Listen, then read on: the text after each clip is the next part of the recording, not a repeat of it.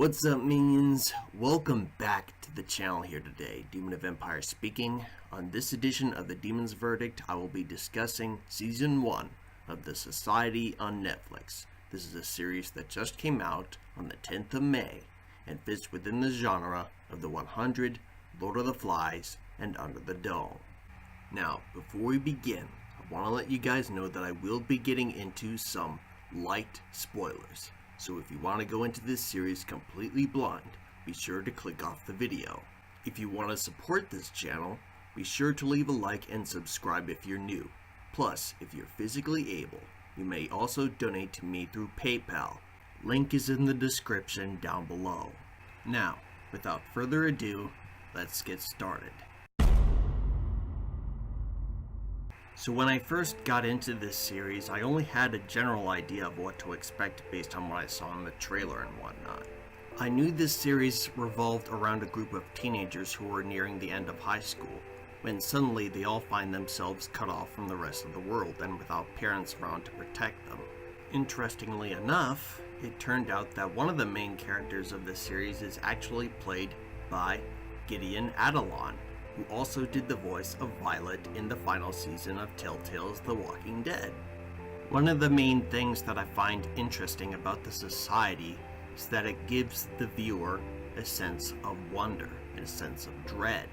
It keeps the audience on their toes as the main characters struggle to come to terms with their situation and try to find out where they are, how they got there, and how the hell do they get back to their families. Imagine waking up in the middle of nowhere, surrounded by nothing but trees as far as the eye can see, and without any means of communication with the outside world. This is the kind of situation that the main cast has to deal with.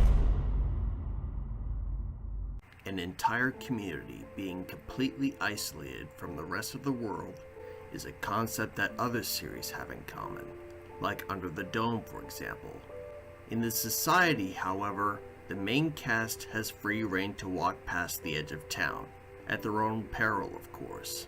As far as making comparisons to other series which revolve around teenagers, such as The 100, the Society is very similar in this respect. Of course, The 100 does have its issues. To be more specific, it has a reputation for having an insane number of twists and turns, many of which turn people off. But with the Society, I feel like this series does a pretty good job of riding the line between having just enough twists and turns to keep people interested and having so many that it could potentially ruin the experience as with the 100. So you have a pretty good balance there, in my opinion. As far as the soundtrack is concerned, I am really enjoying the music in this series. It's some of the best that I've ever heard out of any series. Given it can be very dark sounding at points, very creepy at points, but that I think actually works for this series. I remember in one of the earlier episodes, I think it was the first episode, they actually played a remix of Personal Jesus by Depeche Mode, which I thought was really interesting. Just the opening theme on its own sounds very creepy. It actually reminds me a little bit of the opening theme of Lost.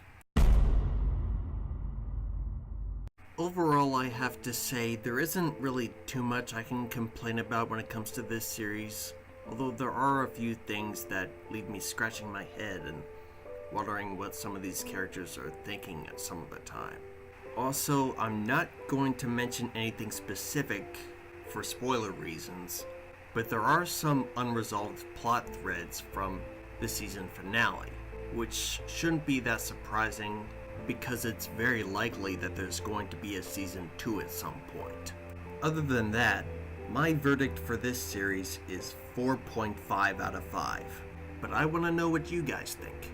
Leave me your thoughts in the comments section down below, and I'll see you all in my next video. Take care.